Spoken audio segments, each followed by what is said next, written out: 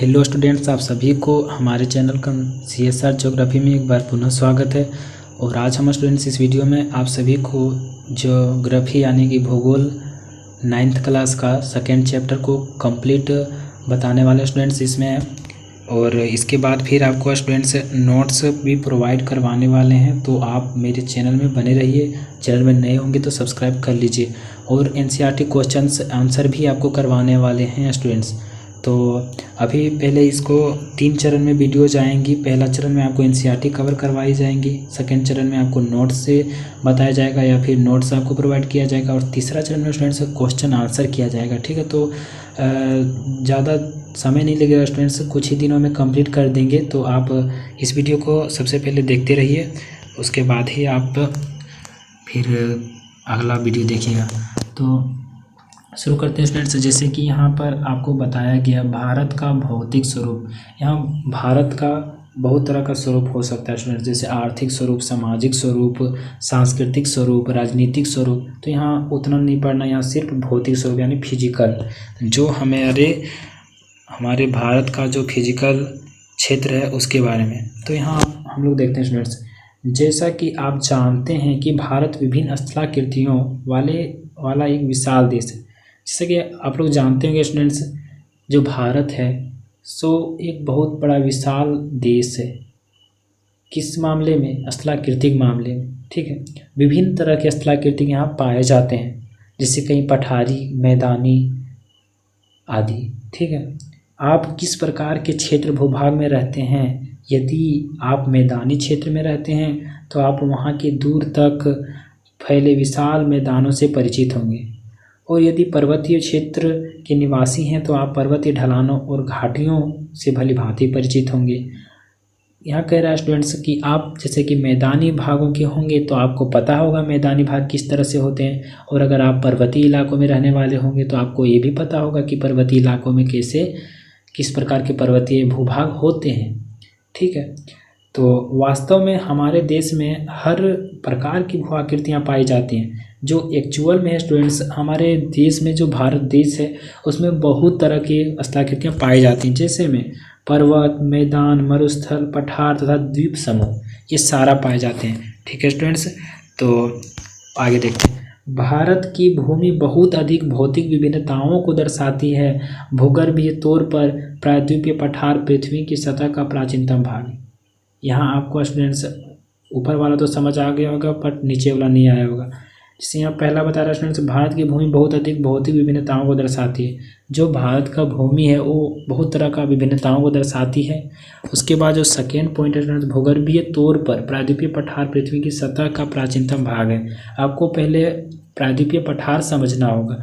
जैसे कि भारत है स्टूडेंट्स, ठीक है, तो भारत जैसे कि ये हो गया, तो प्रायद्वीपीय भारत मतलब प्रायद्वीप पर। ठीक है, इधर का जो प्रायद्वीपीय भारत है स्टूडेंट्स, प्रायद्वीपीय भारत, तो ये प्रायद्वीपीय भारत जो है उसी को कहा जा रहा है। ठीक है, और इसे भूमि का एक बहुत ही स्थिर भाग माना जाता है।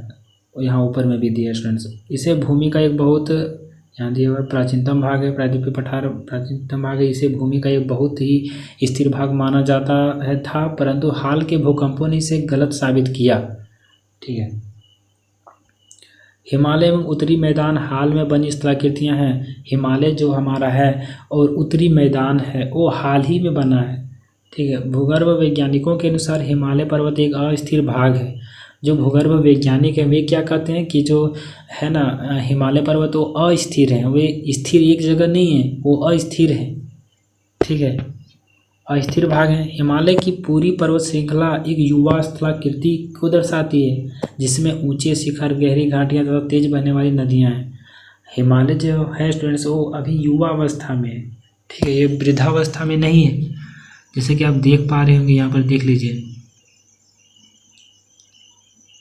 ये है स्टूडेंट्स, ये हमारा हिमालय है। ठीक है, ये हमारा हिमालय है। फिर ये जो है सो इधर हिमालय का भाग हो गया। फिर ये जो हो गया उत्तरी मैदान हो गया। ठीक है, उत्तरी मैदान जलोढ़ निक्षेपों से बने हैं। प्रायद्वीपीय पठार आग्नेय तथा रूपांतरित सेलों वाली कम ऊंची पहाड़ियों एवं चौड़ी घाटियों से बना है। प्रायद्वीपीय पठार जो है स्टूडेंट्स आग्नेय तथा रूपांतरित सेलों यानी कि igneous rocks and metamorphic rocks से के पहाड़ियों एवं चौड़ी घाटियों से बने। ठीक है। मुख्य भौगोलिक वितरण। भारत की भौगोलिक आकृतियों को निम्नलिखित वर्गों में विभाजित किया जा सकता है। जैसे है स्टूडेंट्स हिमालय, उसको भारत का, अच्छा हिमालय का नहीं, भारत का भौगोलिक आकृतियों को बांटना है। ठीक है। तो पहला हिमालय पर्वत श्रृंखला हो गया, फिर उत्तरी मैदान, प्रायद्वीपीय पठार, भारतीय मरुस्थल। मरुस्थल क्या होता है स्टूडेंट्स? जहाँ पर मरु प्रकार का स्थल, यानी कि वहाँ पर ना ही बढ़िया से रहता है, वर्षा वगैरह होता है और ना ही कुछ कृषि वगैरह होता है, तो वैसे स्थल को मरुस्थल कहते हैं। ठीक है। फिर तटीय मैदान। तटीय मैदान है स्टूडेंट्स जो तटों के तट में होता है, किसी नदी तट हो गया, समुद्र के तट हो गया, तो इस तरह का तटीय मैदान हो गया। द्वीप समूह, जो समुद्रों के बीच में द्वीप हैं उसको द्वीप समूह कहते हैं। तो इतने भागों में हम लोग बांट के देख सकते हैं। तो सबसे पहले स्टूडेंट्स हिमालय पर्वत में आके देखते हैं। भारत की उत्तरी सीमा पर विस्तृत हिमालय भूगर्भीय रूप से युवा एवं बनावट के दृष्टिकोण से वलित पर्वत श्रृंखला है। ये पर्वत श्रृंखलाएं पश्चिम पूर्व दिशा में सिंधु से लेकर पश्चिम पूर्व से, यानी कि पश्चिम पूर्व से, ठीक है, पश्चिम पूर्व से इधर से लेकर इधर तक, ठीक है, पश्चिम से लेकर पूर्व तक हिमालय पश्चिम से लेकर पूर्व दिशा में सिंधु से लेकर ब्रह्मपुत्र तक फैली है। इसका जो है स्टूडेंट्स तो बहुत ही बड़े नदियां हैं। जो सिंधु नदी एक ठो है स्टूडेंट्स, इधर से प्रवाहित होती हैं, और ब्रह्मपुत्र भी है। ठीक है। तो ब्रह्मपुत्र तक फैली है। हिमालय विश्व की सबसे ऊंची पर्वत श्रेणी है। हिमालय जो है सो विश्व की सबसे ऊंची पर्वत श्रेणी है। ठीक है स्टूडेंट्स। और ये अत्यधिक असम अवरोधों में से एक है। ये 2400 किलोमीटर की लंबाई में फैले एक अर्धवृत्त का निर्माण करते हैं। इसकी चौड़ाई कश्मीर में 400 किलोमीटर एवं अरुणाचल में 150 किलोमीटर है। पश्चिम भाग की अपेक्षा पूर्वी भाग की ऊंचाई में अधिक विविधता पाई जाती है। जो पश्चिम भाग है स्टूडेंट्स उसकी अपेक्षा पूर्वी भाग अधिक ऊंचाई प्राप्त किया है। ठीक है। अपने पूरे देशांतरीय विस्तार के साथ हिमालय को 3 भागों में बांट सकते हैं। इन श्रृंखलाओं के बीच बहुत अधिक संख्या में घाटियां पाई जाती हैं। सबसे उत्तरी भाग में स्थित श्रृंखला को महान या आंतरिक हिमालय या हिमाद्री कहते हैं। ठीक है स्टूडेंट्स। इसको जो है स्टूडेंट्स हिमालय को ना अक्षांशीय विस्तार के तौर पर बांटा गया। अक्षांश क्या होता है जैसे कि हम समझाते हैं। ठीक है। ये हो गया मेरा पृथ्वी हो गया हमारा, एक बीच से एक रेखा जाती है, भूमध्य रेखा हो गया। फिर इसमें जो छोटी छोटी रेखा इस तरह से जाती है स्टूडेंट्स, तो उसको अक्षांशीय रेखा कहते हैं। हमारा भारत कहाँ स्थित है? हमारा भारत स्थित है यहाँ पर। ठीक है। हमारा भारत यहाँ पर स्थित है। इस तरह से हो गया स्टूडेंट्स। इस तरह से जो जाता है उसे अक्षांशीय रेखा कहते हैं, इस तरह से जो आता है उसे देशांतरीय रेखा कहते हैं। ठीक है। तो ये हो गया स्टूडेंट्स। इन श्रृंखलाओं के बीच बहुत अधिक संख्या में घाटियां पाई जाती हैं। सबसे उत्तरी भाग में स्थित श्रृंखला को महान या आंतरिक हिमालय या हिमाद्री कहते हैं। सबसे उत्तरी भाग में जो स्थित श्रृंखला है स्टूडेंट्स उसे आंतरिक हिमालय या फिर हिमाद्री कहते हैं, जो सबसे उत्तरी है। जैसे कि ये है ना सबसे उत्तरी, तो उसको हिमाद्री या फिर आंतरिक हिमालय कहते हैं। ठीक है, इसको कहते हैं। ठीक है स्टूडेंट्स। फिर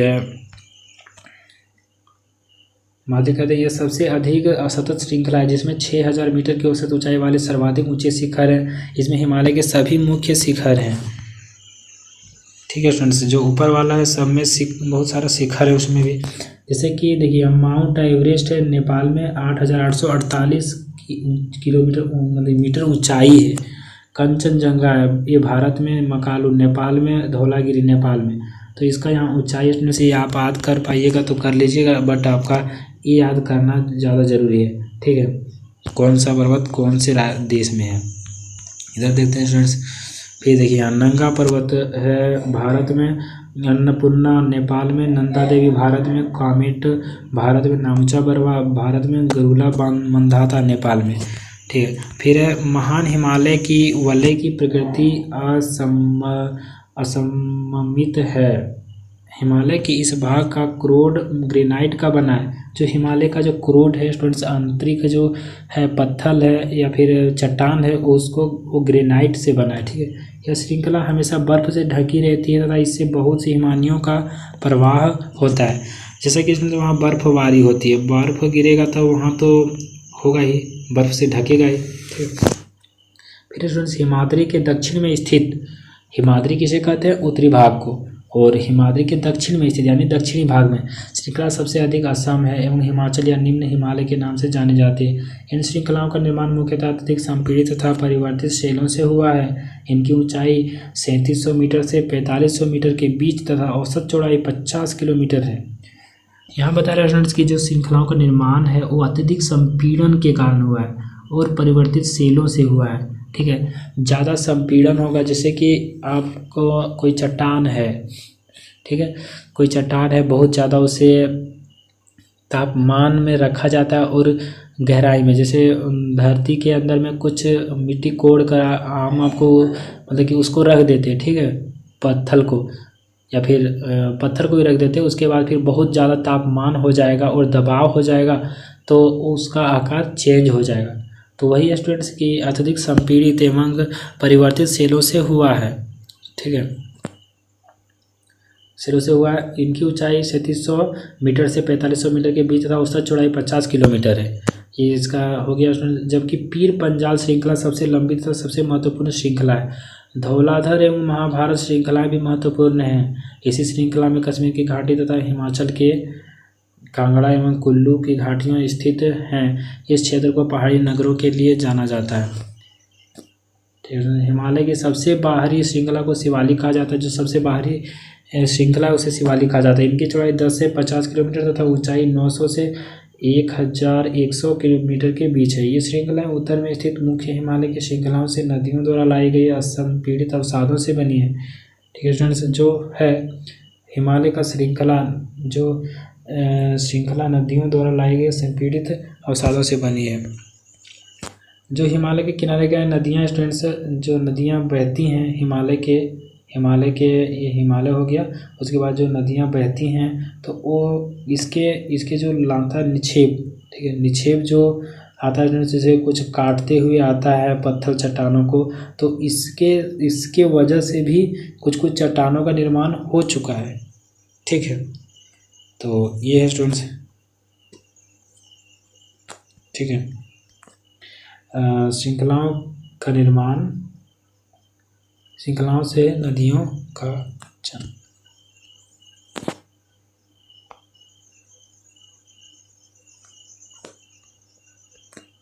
श्रृंखलाओं से नदियों द्वारा लाई गई संपीड़ित अवसादों से बना है। ये घाटियाँ बजरी तथा जलोढ़ की मोटी परत से ढकी हुई है। निम्न हिमाचल तथा शिवालिक के बीच में स्थित लंबवत घाटियों को दून के नाम से जाना जाता है।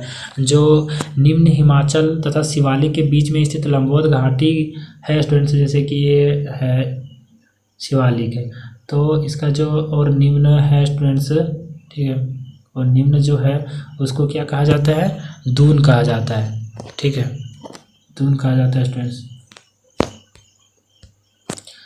दून के नाम से जाना जाता है। कुछ प्रसिद्ध दून हैं देवरा दून, कोटली दून एवं पाटली दून। ठीक है स्टूडेंट्स, ये दून उन्हीं के लिए उसी का बना हुआ है। ठीक है, फिर आप देख सकते हैं उच्चावच। उच्चावच मतलब स्टूडेंट्स कि कौन सा कितना ज़्यादा ऊंचा है, इस तरह से देख सकते हैं स्टूडेंट्स। चंबल नदी, क्या क्या नदियाँ हैं। ठीक है, यहाँ पर दिया हुआ स्टूडेंट्स इससे आप पता लगा सकते हैं, जैसे कि इस कलर का है, अगर इस कलर का तो 1200 मीटर से ऊपर है, और इस तरह से तो 600 से 1200 मीटर तक के बीच में है, फिर 300 से 600, फिर 0 से 300 मीटर। ठीक है, और ये हो गया हमारा हिमालय पर्वत स्टूडेंट्स। ठीक है, इस उत्तर दक्षिण के अतिरिक्त हिमालय को पश्चिम से पूर्व तक स्थित क्षेत्रों के आधार पर भी विभाजित किया गया है। जो है स्टूडेंट्स, इसमें बताया जा रहा है कि पश्चिम से पूर्व तक स्थित क्षेत्रों के आधार पर भी विभाजित किया गया। पहले तो किया गया था उत्तर और इधर दक्षिण में। ठीक है, अब क्या बोल रहा है कि इधर से भी जो इधर पश्चिम है स्टूडेंट्स, इधर पश्चिम है और इधर पूर्व है, तो इधर में भी इसको विभाजित किया गया, मतलब बांटा गया है। ठीक है, तो ठीक है फ्रेंड्स, देखते हैं हम इन वर्गीकरणों को नदी घाटियों की सीमाओं के आधार पर भी किया गया है। उदाहरण के लिए सतलुज एवं सिंधु के बीच स्थित हिमालय के भाग को पंजाब हिमालय के नाम से जाना जाता है, लेकिन पश्चिम से पूर्व तक क्रमशः इसे कश्मीर तथा हिमालय के नाम से भी जाना जाता है। सतलुज तथा काली नदियों के बीच स्थित हिमालय के भाग को कुमाऊं हिमालय के नाम से जाना जाता है। जो है सतलुज तथा काली नदी, उसके बीच के भाग को कुमाऊं हिमालय के नाम से जाना जाता है। काली तथा तीस्ता नदियां नेपाल हिमालय का एवं तीस्ता तथा दिहांग नदियां असम हिमालय का सीमांकन करती है। हिमालय के कुछ क्षेत्रीय नाम पता कीजिए, आपको पता करने बोल रहा है। ठीक, तो यही सब है स्टूडेंट्स। ब्रह्मपुत्र हिमालय की सबसे पूर्वी सीमा बनती है तिहांड माखड़ गौज के बाद हिमालय के दक्षिण की ओर एक तीखा मोड़ बनाते हुए भारत की पूर्वी सीमा के नीचों पहाड़ियां हैं स्टूडेंट्स, देखिए किस तरह से है। ठीक है, साथ फैला जाता है। इन्हें पूर्वांचल या पूर्वी पहाड़ियों तथा पर्वत श्रृंखला के नाम से जाना जाता है। ये पहाड़ियाँ उत्तर पूर्वी राज्यों से होकर गुजरती है। जो उत्तर पूर्वी है स्टूडेंट्स, उत्तर पूर्वी यानी कि ये उत्तर हो गया और इधर पूर्वी हो गया, तो जो उत्तर पूर्वी हिमालय, ये उत्तर और पूर्वी का जो है स्टूडेंट्स भाग, तो उसी को कहते हैं स्टूडेंट्स पूर्वांचल। ठीक है, पूर्वांचल हो गया। ये पहाड़ियाँ उत्तर पूर्वी राज्यों से होकर गुजरती है तथा मजबूत बलुआ पत्थरों और सादी सेन से बनी। ये घने जंगलों से ढकी है तथा अधिकतर समांतर श्रृंखलाओं एवं घाटियों के रूप में फैली। पूर्वांचल में पटकाई, नागा, मिजो तथा माणापुर पहाड़ियाँ शामिल हैं। फिर उत्तरी मैदान 3 प्रमुख नदियों प्रणालियों सिंधु, गंगा एवं ब्रह्मपुत्र तथा इनकी सहायक नदियों से बना है। यह मैदान जलोढ़ मृदा से बना है। लाखों वर्षों में हिमालय के गिरिपाद में स्थित बहुत बड़े बेसिन द्रोणी में जलोढ़ों का निक्षेप हुआ, जिससे इस उपजाऊ मैदानों का निर्माण हुआ है। इसका विस्तार 7 लाख वर्ग किलोमीटर के क्षेत्र पर है। यह मैदान 2400 किलोमीटर लंबा एवं 240 से 320 किलोमीटर चौड़ा है। यह सघन जनसंख्या वाला भौगोलिक क्षेत्र है। कौन वाला है स्टूडेंट्स? उत्तर पूर्वी पूर्वांचल। ठीक है, समृद्ध मृदा आवरण, पर्याप्त पानी की उपलब्धता, यहाँ सारा चीज़ है स्टूडेंट्स। ठीक है, मृदा का आवरण है, पर्याप्त पानी की उपलब्धता है एवं अनुकूल जलवायु। अनुकूल और प्रतिकूल जलवायु दो तरह के जलवायु होते हैं सामान्यतः। तो अनुकूल जलवायु मतलब कि अनुकूल, उनके रहने के अनुकूल है। ठीक है, रह सकते हैं। जलवायु के कारण कृषि की दृष्टि से यह भारत का अधिक उत्पादक क्षेत्र है। इसी के कारण स्टूडेंट से बहुत ज़्यादा उत्पादन यहाँ होता है। उत्तरी पर्वतों से आने वाली नदियाँ निक्षेपण कार्य में लगी हैं। नदी के निचले भागों में ढाल कम होने के कारण नदी की गति कम हो जाती है, जिसके परिणाम से नदियाँ द्वीपों का निर्माण होता है। होता क्या है कि ऊपर से जब आती है नदियाँ तो ढाल के कारण क्या होता है, बहुत तीव्र गति से आती है और इधर जो समतल थोड़ा थोड़ा होने लगता है स्टूडेंट्स, तो वहाँ वो द्वीपों का निर्माण कर देती है। ठीक है, नदियाँ अपने निचले भाग में गाद एकत्र हो जाने के कारण बहुत सी धाराओं में बढ़ जाती हैं। इन धाराओं को वितरिकाएँ कहा जाता है। बहुत सारी धाराओं में बढ़ जाती है स्टूडेंट्स, जैसे कि देखिए यहाँ से कोई है हिमालय और यहाँ से नदियाँ गिरी तो इधर चली गई, फिर इधर इधर इधर, तो इसी को वितरिकाएँ कहते हैं। ठीक है, वितरिकाएँ हो गया। उत्तरी मैदान को मोटे तौर पर 3 उपवर्गों में विभाजित किया गया। उत्तरी मैदान के पश्चिमी भाग को पंजाब का मैदान कहा जाता है। उत्तरी मैदान का जो पश्चिमी भाग है स्टूडेंट्स, उत्तरी मैदान का जो पश्चिमी भाग है, इस पश्चिमी भाग जो है उसे कहते हैं क्या? पंजाब का मैदान। सिंधु तथा इसकी सहायक नदियों के द्वारा बनाए गए इस मैदान का बहुत बड़ा भाग पाकिस्तान में स्थित है। सिंधु तथा इसकी सहायक नदियाँ झेलम, चेनाब, रावी, ब्यास तथा सतलुज हिमालय से निकलती है। मैदान के इस भाग में दोआबों की संख्या बहुत अधिक है। ठीक है, गंगा के मैदान का विस्तार घग्गर तथा तीस्ता नदियों के बीच है। यह उत्तरी भारत में हरियाणा है, दिल्ली, उत्तर प्रदेश, बिहार, झारखंड के कुछ भाग तथा पश्चिम बंगाल में फैला। ब्रह्मपुत्र का मैदान इसके पूर्व विशेषकर असम में स्थित है।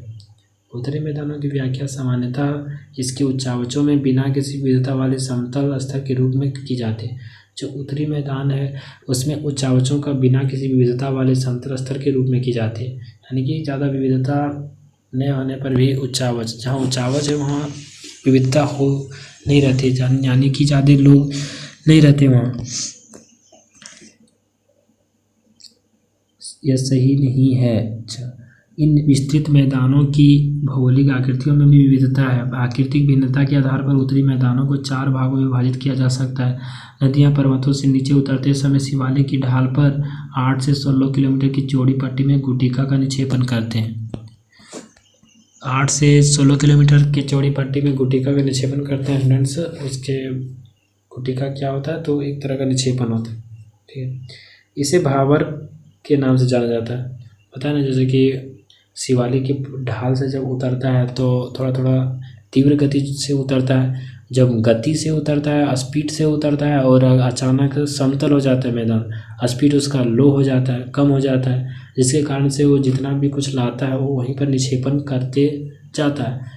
निक्षेपण करना मतलब छोड़ते हुए जाता है, मिट्टी वगैरह जो होता है, तो उसी को भावर के नाम से जाना जाता है। सभी सरिताएं इस भावर पट्टी में विलुप्त हो जाती हैं।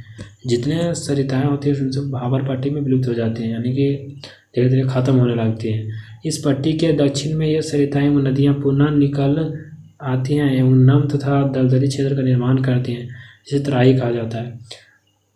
होता क्या स्टूडेंट्स की सरिताएं व नदियां पुनः निकल आती हैं, कुछ दूरी के बाद स्टूडेंट्स इस पट्टी के दक्षिण में यह सरिताएं व नदियां पुनः निकल आती हैं एवं नम तथा दलदली क्षेत्र का निर्माण करती हैं। दलदली हो जाता है जैसे कि कहीं मिट्टी वगैरह छोड़ा गया है तुरंत पानी बहते समय, तो वहाँ आप जाइएगा तो आपका पैर डूबने लगेगा, ठीक है, तो वो दलदली क्षेत्र हो गया, जिसे तराई कहा जाता है, उसे तराई भी कहते हैं। यह वन्य प्राणियों से भरा घने जंगलों का क्षेत्र था।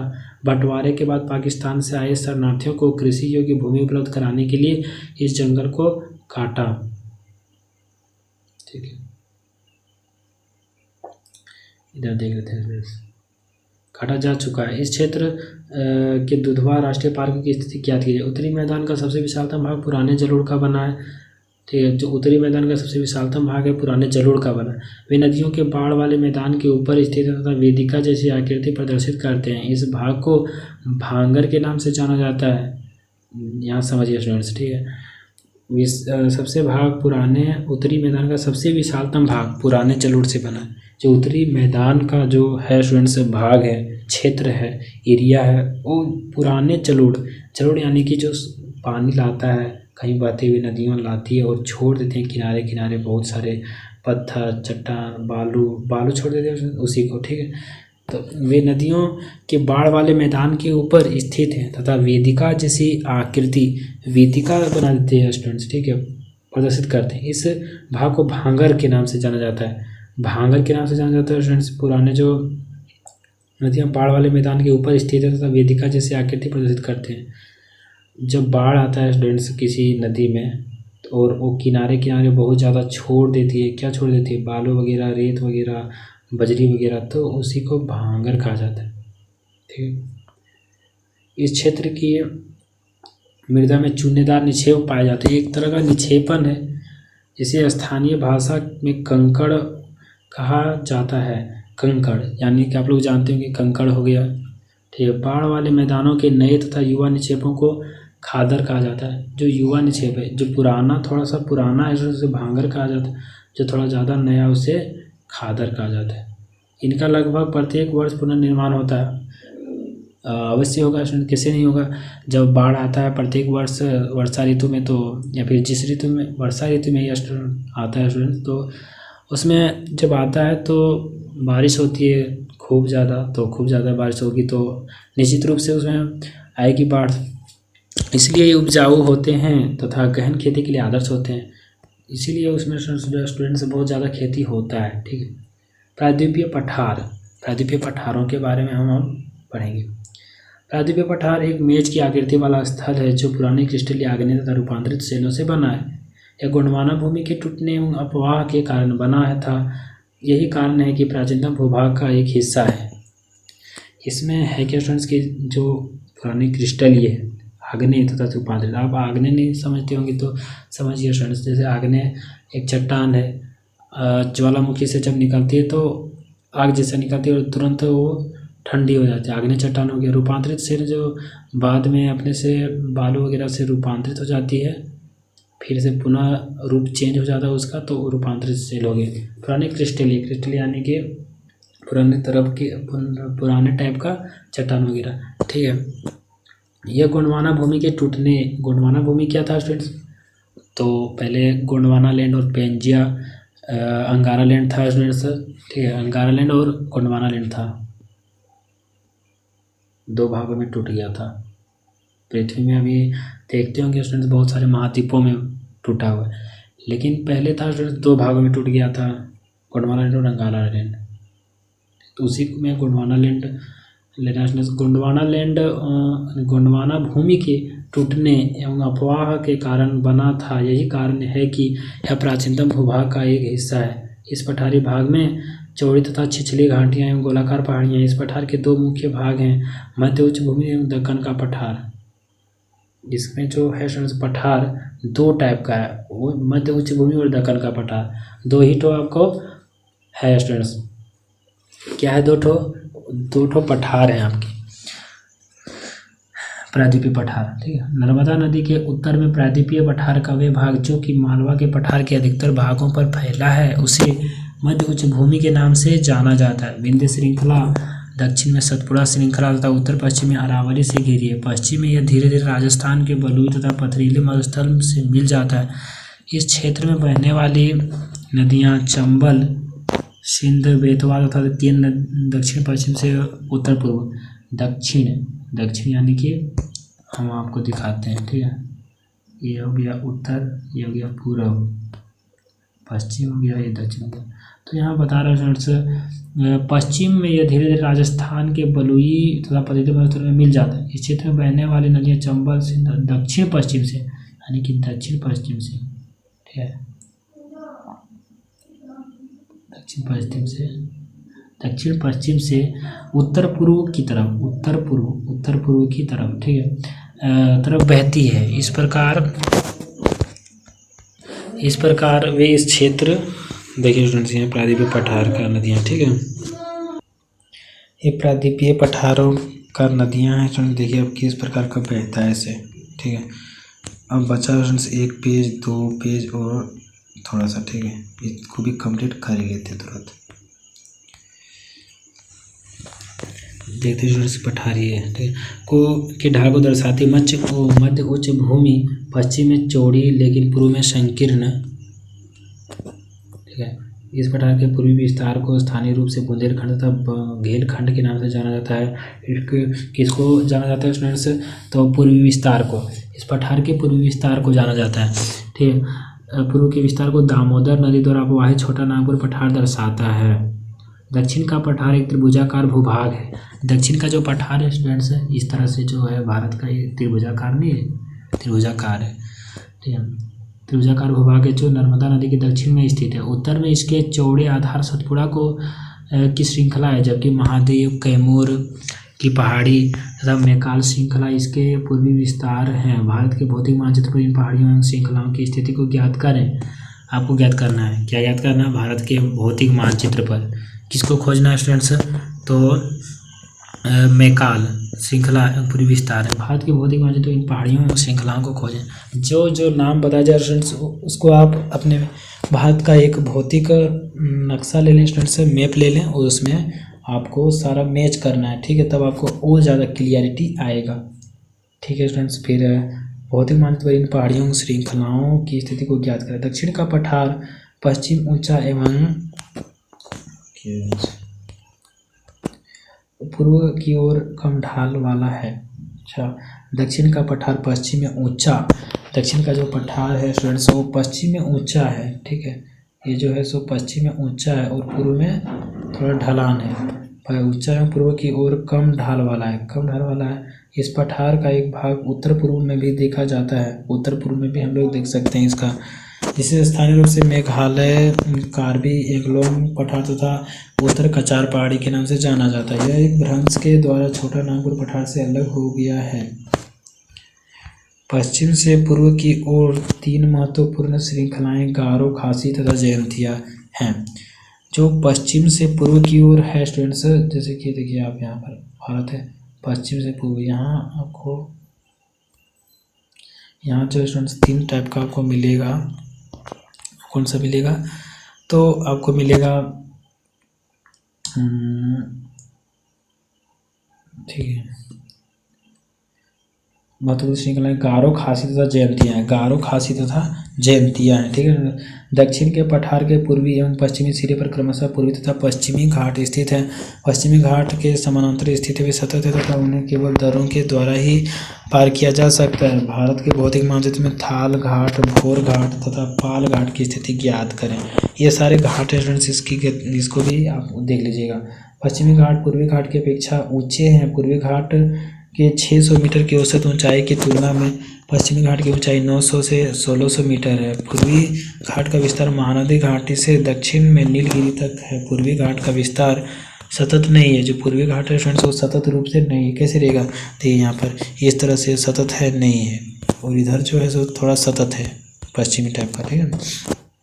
पश्चिमी घाट का घाट से दक्षिण में नीलगिरी तक है। पूर्वी घाट का विस्तार सतत नहीं है, ये अनियमित है एवं बंगाल की खाड़ी में गिरने वाली नदियों ने इनको काट दिया है।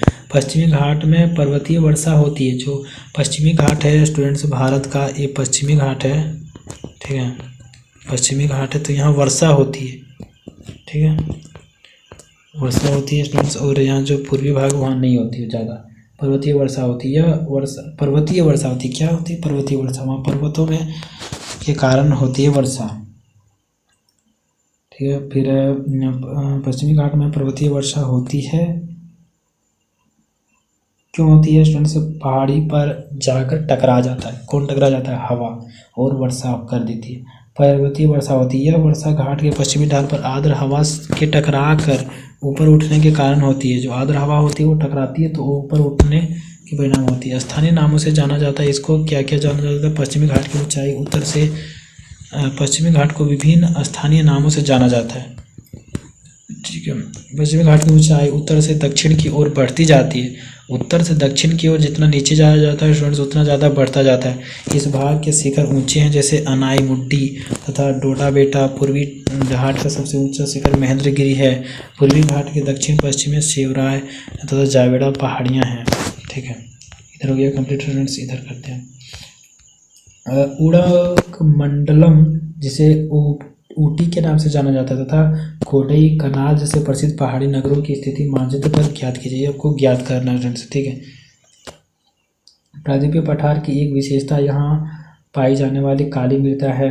जो प्रायद्वीपीय पठार है वहाँ काला मिट्टी पाया जाता है, जिसे दक्कन ट्रेप के नाम से जाना जाता है।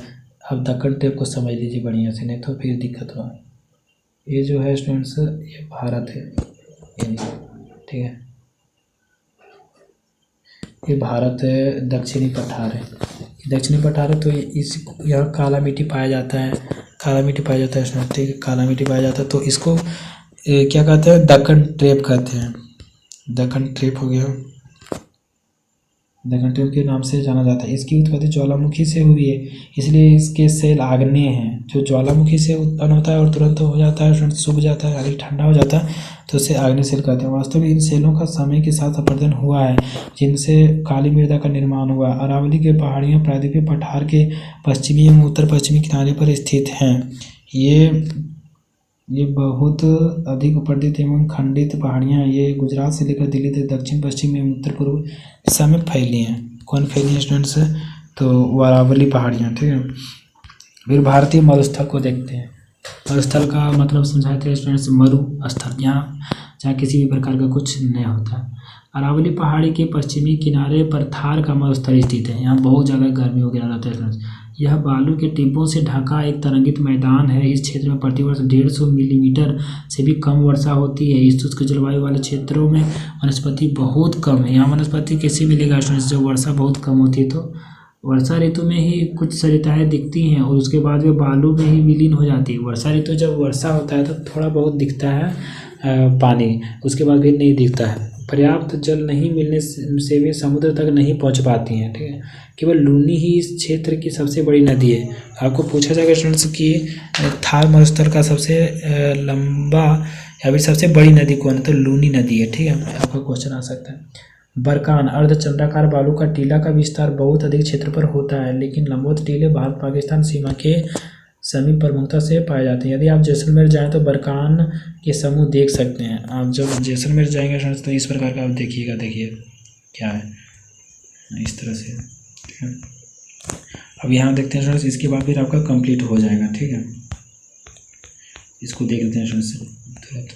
तटीय मैदान, तटीय मैदान को बताते हैं स्टूडेंट्स, जो तटों के किनारे वाला मैदान होता है। प्रायद्वीपीय पठार के किनारों संकीर्ण तटीय पट्टियों का विस्तार है। यह पश्चिम में अरब सागर से लेकर पूर्व में बंगाल की खाड़ी तक विस्तृत है। पश्चिमी तट पश्चिमी घाट तथा अरब सागर के बीच स्थित एक संकीर्ण मैदान। इस मैदान के 3 भाग हैं। तट के उत्तरी भाग का कोंकण, मुंबई तथा गोवा, मध्य को कन्नड़ मैदान एवं दक्षिणी भाग को मालाबार तट कहा जाता है। जो दक्षिणी भाग है स्टूडेंट्स, ठीक है, मध्य भाग को कन्नड़ मैदान एवं दक्षिणी भाग को मालाबार तट कहा जाता है। आप देखिए यहाँ इस तरह से भारत का कुछ दक्षिणी वाला भाग। तो ये जो है स्टूडेंट्स, ये जो है ये सारा तटीय मैदान है। ठीक है, और इसी का नामकरण किया जा रहा है यहाँ पर। बंगाल की खाड़ी के साथ विस्तृत मैदान चौड़ा एवं समतल है। उत्तरी भाग में इसे उत्तरी सरकार कहा जाता है। उत्तरी सरकार किसे कहा जाता है, तो इधर वाले तटीय भाग को उत्तरी सरकार कहा जाता है। ठीक है, जबकि दक्षिणी भाग कोरोमंडल तट के नाम से जाना जाता है। अच्छा, जो दक्षिणी भाग है स्टूडेंट्स, इस तरह से यहाँ दक्षिणी भाग है तो कोरोमंडल तट, और इधर वाला मालाबार तट। ठीक है, जाना जाता है। बड़ी नदियाँ जैसे महानदी, गोदावरी, कृष्णा तथा कावेरी इस तट पर विशाल डेल्टा का निर्माण करती है। डेल्टा क्या होता है स्टूडेंट्स, आपको पता होगा। ठीक है, नदी के जब बहते बहते समुद्र के किनारे पर अपना जल जमा, मतलब मिट्टी का जमाव कर देती है, उसी को डेल्टा कहा जाता है। चिल्का झील पूर्वी तट पर स्थित है, एक महत्वपूर्ण भूलक्षण है।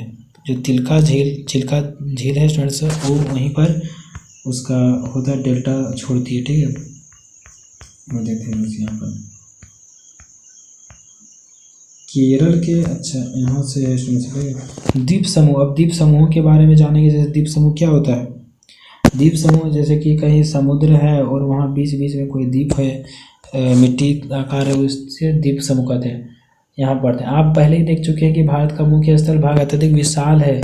इसके अतिरिक्त भारत में 2 द्वीपों का समूह भी स्थित है। क्या आप इन द्वीपों को पहचान सकते हैं? ये आपको बोला स्टूडेंट्स पहचान है, बट हम लोग पहचान सकते हैं। देखिए यहाँ पर आप, ये चारों तरफ यहाँ जल से मग्न है और बीच में क्या है, बीच में है वनस्पतियाँ हैं, यहाँ पर आदमी भी रहते होंगे।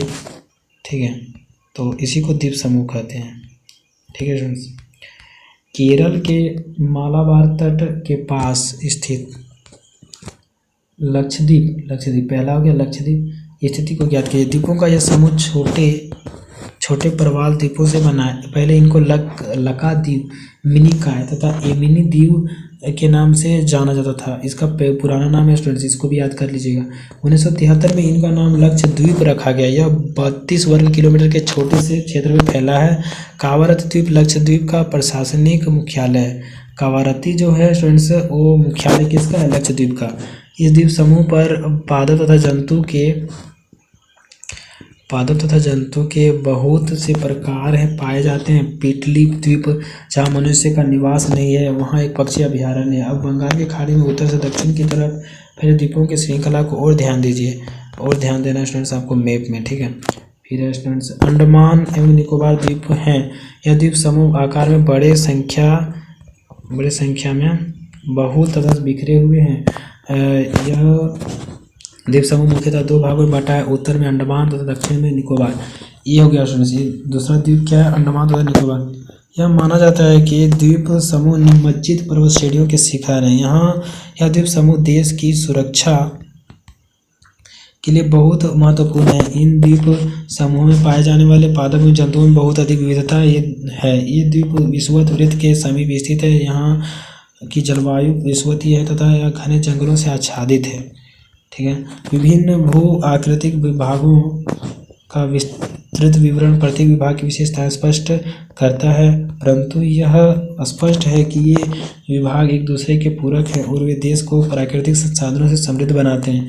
उत्तरी पर्वत जल एवं वनों के प्रमुख स्रोत हैं। उत्तरी मैदान देश के अन्न भंडार है। जो उत्तर का मैदान है सो अन्न के भंडार हैं। इनसे प्राचीन सभ्यताओं की विकास को आधार मिला। ठीक है। पठारी भाग खनिजों के भंडार हैं। जो पठारी भाग है वो खनिजों के भंडार हैं, जिसने देश के औद्योगिकरण में विशेष भूमिका निभाई।